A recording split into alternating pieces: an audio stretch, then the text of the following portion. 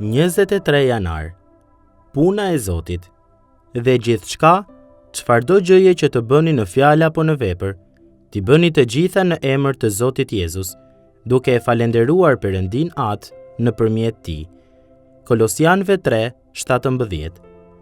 Sot, ju dhe unë kemi punë për të bërë. Në letrën e parë që u drejtoi Korintasve, kur apostulli Paul udhëzoi kishën që ta mirëpriste Timoteun me ngrohtësi në komunitetin e tyre, kjo nuk ishte nga që Timoteu po përpiqej të fitonte famë, se kishte ndonjë titull ose pozitë nderi, ose se po kërkonte të binte në sy. Jo, ishte thjesht nga që Timoteu po bënte punën e Zotit. 1 Korintasve 16:10. Puna e Zotit është gjithçka mbi të cilën mund të vendosim duart ose të përqendrojmë mendjen, gjë që është e pëlqyeshme për Perëndin, ndërkohë që punojmë për të, në vend që t'u bëjmë përshtypje të tjerëve. Kolosianëve 3:23. Kjo mund të jetë brenda trupit të Krishtit ose në shërbim ndaj botës përreth nesh. Në vargun 17, Pali e përfshin qëllimisht frazën çfarëdo gjëje që të bëni. Aspekti çfarëdo gjëje i shërbesës së krishterë do të thotë që në të gjitha përpjekjet tona, me ndihmën e frymës së shenjtë, duhet të përpiqemi të pozicionohemi për të përfshirë efektshëm në shërbesën e Ungjillit. Pavarësisht nëse ndihmojmë një fqinj, përshëndesim vizitorët që vijnë në kishën tonë, ose jemi vullnetar në komunitet, çdo lloj shërbimi është një mundësi për t'i drejtuar të tjerët te shpëtimtari ynë. Çfarë privilegji është të dimë se u vendosëm këtu mbi tokë për t'u përfshirë në një mision, që t'i shohim njerëzit jo besimtar të bëhen djegës të përkushtuar të Jezu Krishtit. Brenda trupit të Krishtit, duhet ta pranojmë se rritja jonë frymërore është rezultat i shërbimit të tjerëve ndaj Zotit.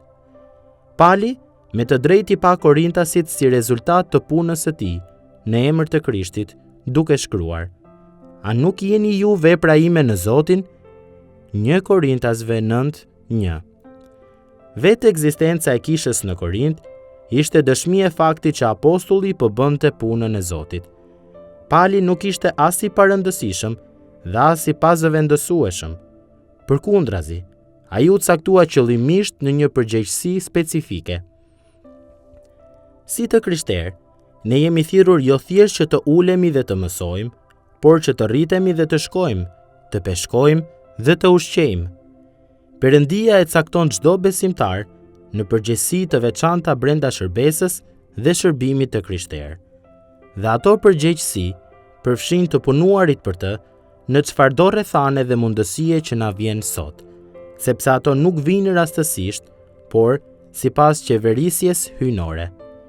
Pali na e modeloi këtë në mënyrë të admirueshme, nëpërmjet bindjes së tij ndaj thirrjes së Perëndisë, duke dalluar se ai ishte një mjet i zgjedhur, që do ta mbartte emrin e Perëndisë, qoftë përpara kombeve dhe mbretërve, qoftë përpara bijve të Izraelit. Veprat e apostujve 9:15.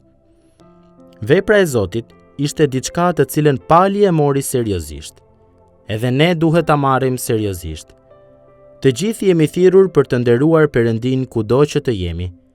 Mendoni se çfarë mund të ndryshojë në mënyrën se si mendoni dhe çfarë bëni, nëse në çdo çast do të pyesni të veten: Tani, çfarë do të donte Jezusi që të bëja këtu? Si mund ta lavdëroj emrin e tij dhe t'i sjell atij kënaqësi në këtë çast? Sot, ju keni privilegjin të keni një punë për të bërë për të.